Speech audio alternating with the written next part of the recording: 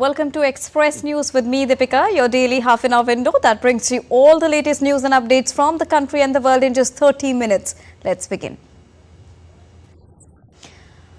Home Minister and senior BJP leader Amit Shah addressed a public rally at Muzaffarnagar in the northern Indian state of Uttar Pradesh on Wednesday.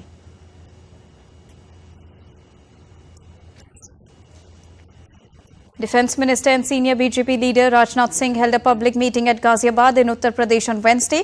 He also attended the filing of nomination of the party's candidate Atul Garg. BJP candidate and Speaker of the Lok Sabha, India's lower chamber of parliament, Om Birla also filed his nomination on Wednesday. He is contesting from Kota, Bundi in the northwestern state of Rajasthan. Congress Member of Parliament Rahul Gandhi on Wednesday filed his nomination papers in Wayanad for the upcoming general elections. RJD candidate Bima Bharti filed her nomination from the high-profile Purnia seat of Bihar on Wednesday. Congress leader Pappu Yadav filed his nomination from this seat on Thursday. Congress Party President Mallikarjun Kharge on Wednesday launched party's door-to-door initiative from Northeast Delhi parliamentary constituency. A former Deputy Chief Minister of Bihar and BJP lawmaker Sushil Kumar Modi took to social media platform X to say that he's been grappling with cancer for the last 6 months. He expressed his inability to participate in the election campaigning. The Election Commission met law enforcement agencies of states and union territories to review and assess the law and order situation and prevent illicit activities and seizures. Tourist resort Gulmarg hosted a mega voter awareness program under the Systematic Voters Education and Electoral Participation. The event was organized at several venues including Kilan Marg and Afarvat, that is the highest peak in Gulmarg. The Australian Navy Chief, Vice Admiral Mark Hammond, is visiting India. He interacted with the Indian Navy Chief in New Delhi to discuss ways to strengthen bilateral maritime cooperation. Vice Admiral Hammond laid a ceremonial wreath at the National War Memorial and was welcomed with the customary guard of honor by Indian Navy. Vice President of India Jagdeep Dhankar administered oath to the 12 elected members of Rajya Sabha, the upper house of the Indian Parliament, in the Parliament House on Wednesday. Delhi High Court reserved the order on the petition moved by Chief Minister Arvind Kejriwal, challenging his arrest and ED remand granted by the trial court. The BJP on Wednesday sent a legal notice to AAP leader and Delhi Minister Atishi over her claim on Tuesday that the BJP had approached her to join the party. India commemorates Field Marshal Sam Manekszaw's birth anniversary on Wednesday and celebrates his valor, leadership and genius. His legacy as the first Field Marshal and strategic mastermind in war inspires future generations. A team of the Archaeological Survey of India reached Bhojshala complex located in the central state of Madhya Pradesh on Wednesday. This is the 13th consecutive day of the survey. India's Home Ministry has revoked the Foreign Contribution Regulation Act licenses of 5 notable NGOs after conducting due process. Licenses have been cancelled for misuse of foreign grants, among other reasons. On the basis of profiling, customs at IGI Airport have recovered 1,200 grams of gold valued at 71.16 lakh rupees hidden under the seat of an aircraft coming from Dubai. Investigation is underway.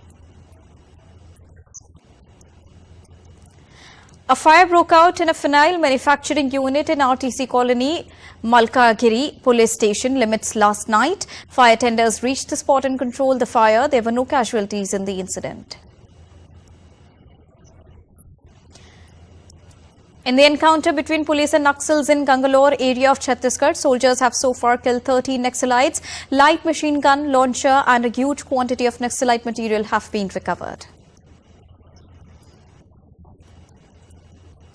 Reserve Bank of India's first bi-monthly monetary policy committee meeting for the year 24-25 began on Wednesday. RBI Governor will deliver the statement on the 5th of April. World Bank has revised its growth projection for India's economy, foreseeing a robust expansion of 7.5% in the fiscal year 2024, driven by resilient activity in services and industry. India's manufacturing sector activity experienced robust growth, expanding rapidly in 16 years because of rising demand, as per a survey. The HSBC Final India Manufacturing Purchasing Managers Index compiled by S&P Global last month increased to 59.1 from February's 56.9, which is the highest level since February 2008.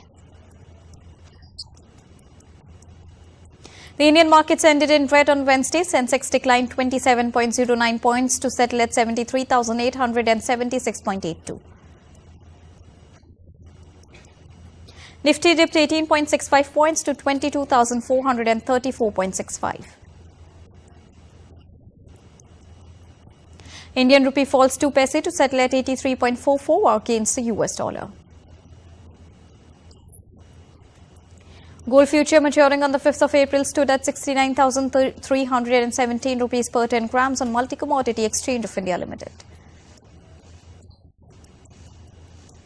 Silver futures maturing on the 3rd of May stood at 78,000 rupees per kilogram on the MCX. US stocks slumped on Tuesday. S&P 500 lost 0.72%, while the Nasdaq Composite lost 0.95%. Dow Jones Industrial Average fell 1%. A 7.2 magnitude earthquake hit Taiwan on Wednesday morning local time, killing at least 9 people and injuring more than 700 as of now. Taiwan Central Weather Administration stated that the quake's epicenter was off the eastern coast of Taiwan Island, causing power outages in various parts and felt as far as Shanghai. The tremors caused landslides in the eastern mountainous region of Yulin. Taiwan's fire department said that one person is suspected to have been crushed to death by falling rocks in Yulin. India's Prime Minister Narendra Modi condoled the loss of lives in Taiwan earthquake. He said that India stood in solidarity with the resilient people of Taiwan as they endure the aftermath and recover from it. India Taipei Association has also set up an emergency helpline for Indian nationals living in Taiwan amid the massive earthquake that hit the East Asian country on Wednesday. People in Japan's southwestern Okinawa prefecture fled to high ground on Wednesday after an earthquake in Taiwan sparked tsunami warnings. National Security Advisor Ajit Doval led the Indian delegation at the 19th meeting of Secretaries of the Security Council of the Shanghai Cooperation Organization in Kazakhstan, Astana. During his visit, the NSA also called on the President of Kazakhstan, Kassym-Jomart Tokayev. NATO foreign ministers' meeting is underway in Brussels to discuss long-term military aid for Ukraine, including a proposed $108 billion fund. U.S. Secretary of State Antony Blinken, who is on a 5-day trip to France and Belgium, said in Paris on Tuesday that NATO was looking at measures that could serve as the necessary bridge to membership of the alliance for Ukraine. In Paris, Blinken met top French leaders including President Emmanuel Macron and Foreign Affairs Minister Stéphane Séjourné and Defense Minister Sébastien. U.S. President Joe Biden and Chinese President Xi Jinping engaged in their first direct phone call since November, discussing peace in Taiwan Strait and freedom of navigation in the South China Sea. The United States warned Iran not to target it over an airstrike on Syria consulate, saying that it had no prior warning of the strike. At the UN Security Council on Tuesday, Deputy U.S. Ambassador to the UN, Robert Wood, said that Washington will not hesitate to defend its personnel and reiterating prior warnings to Iran. Tensions have escalated between Iran and Israel after an attack on the Iranian embassy in Damascus, prompting Tehran to vow retaliation for the deaths of 7 people killed. Global leaders condemned the death of 7 aid workers in Gaza airstrike, prompting immediate cessation of operations by the World Central Kitchen. Trucks carrying humanitarian aid were seen crossing over the border into Rafah, southern Gaza, on Wednesday. Germany has become the 9th country in the world to legalize cannabis, Germany sparking both support and criticism for this move. The President of the Democratic Republic of the Congo has appointed country's former Minister of Planning, Judith Suminwa, as the Prime Minister. A fire at an Istanbul nightclub on Tuesday left at least 29 people dead with detention warrants issued for 5 suspects, including 4 workplace managers and a renovation supervisor. Taiwan's Defense Ministry on Wednesday detected 30 Chinese military aircraft and 9 Navy vessels operating around the island and responding by employing appropriate force. Ukraine on Wednesday claimed to have downed 4 Russian drones in an overnight attack, while a Russian missile struck in Dnipro on Tuesday, injuring 18. Russian Defense Ministry reported a surge of more than 100,000 people in military recruitment following an attack in Moscow that left 144 people dead. North Korea successfully test-fired a new mid- to long-range solid-fuel hypersonic missile on Wednesday as it continued to expand its weapon program. Indonesia's Defense Minister and President-elect Prabowo Subianto met Japan's Prime Minister Fumio Kishida in Tokyo on Wednesday to strengthen bilateral ties. Portugal's centre-right Prime Minister Luís Montenegro was sworn in as Portugal's new Prime Minister in Lisbon's Ajuda Palace. An environmental group in Kazakhstan reported satellite images on Tuesday that revealed a significant oil spill in the northern Caspian Sea, which is close to the Kashagan oil field. Indian Meteorological Department has warned that most of the country is in a scorching summer between April and June. Met Department issued a warning of extreme heat and more than double the number of heat wave days than it is seen usually at this time of the year. Amid rising temperatures, the Elephant Rescue and Rehabilitation Center in Tamil Nadu has implemented special measures for elephants to withstand the heat, including shower and mud bath. Locals residing in the coastal region of India's southern Thiruvananthapuram city were forced to relocate on Tuesday after their homes were damaged by severe sea erosion. Displaced residents were shifted to a camp by the local authorities where they plan to stay until the government resettles or compensates them for the loss of property. Researchers are wiring up coffee plants with solar-powered sensors in Tanzania in a bid to understand how climate change affects health of Arabica coffee plants in the region. Using Internet of Things technology or IoT, these wired plants will provide researchers with continuous updates on their health and hydration. An Egyptian family is running charity offering free meals during the holy month of Ramadan as soaring inflation drove up costs for the organization. The Egyptian family first started out with 500 meals, but this year they have surpassed 4,000 as millions of Egyptians struggle to cope with record inflation. In Arctic Norway, some 30 indigenous Sami herders have gathered 1,500 reindeer in a corral, sorting who owns that animal after the herds mixed while grazing. Caitlin Simmers and Cole Hoshmont, both from the United States, have been crowned first-time champions at the Rip Curl Pro Bells Beach 2024 event in Australia.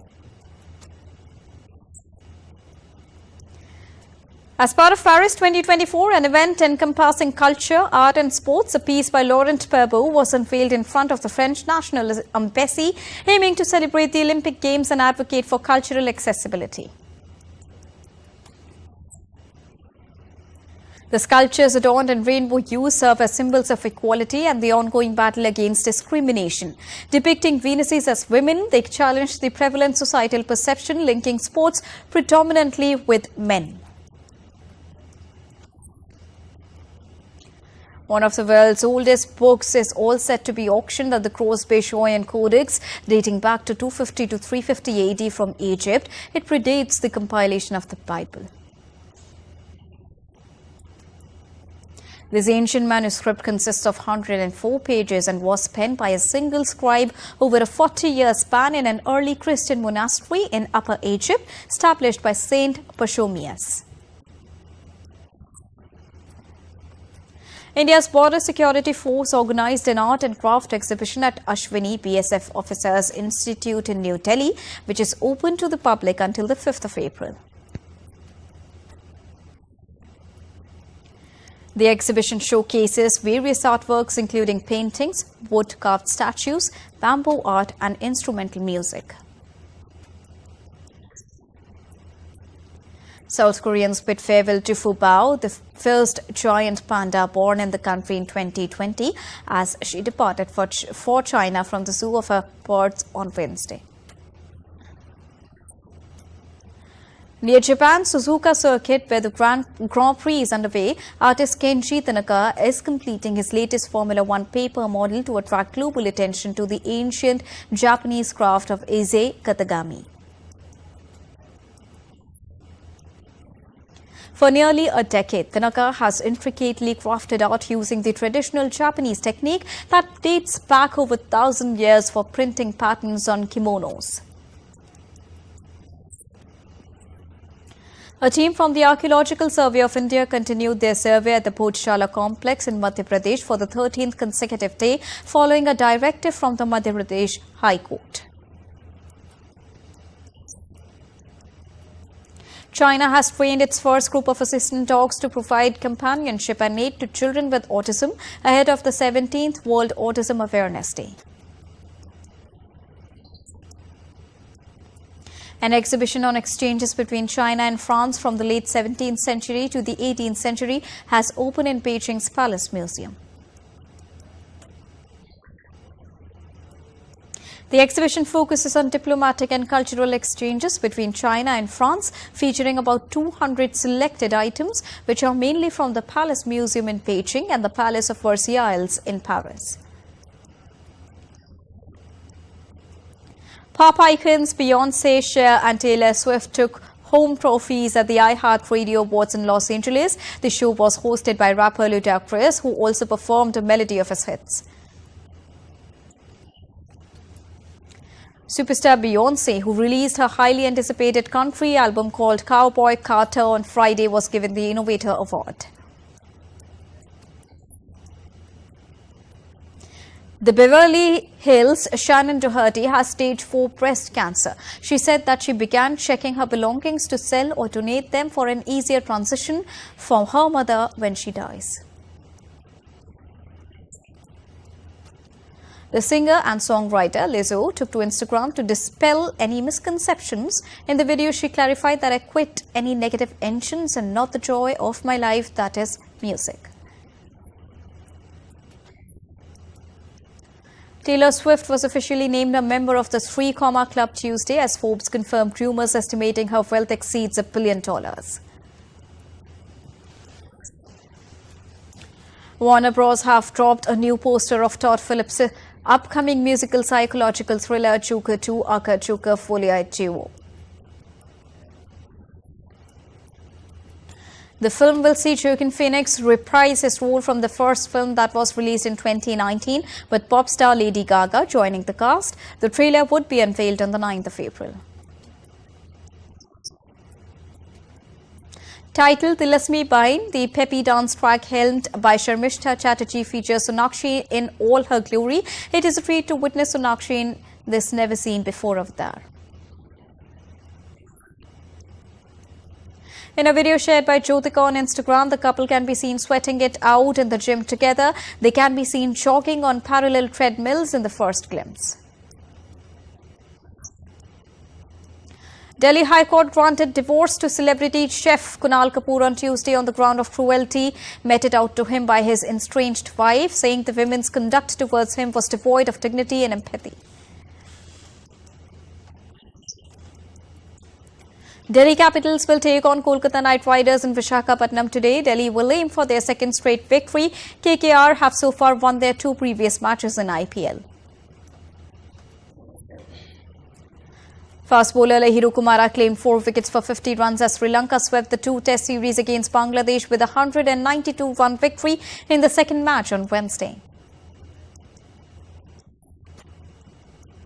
England talismanic player Ben Stokes is again in spotlight after he ruled himself out of T20 Cricket World Cup title defence to focus on his fitness.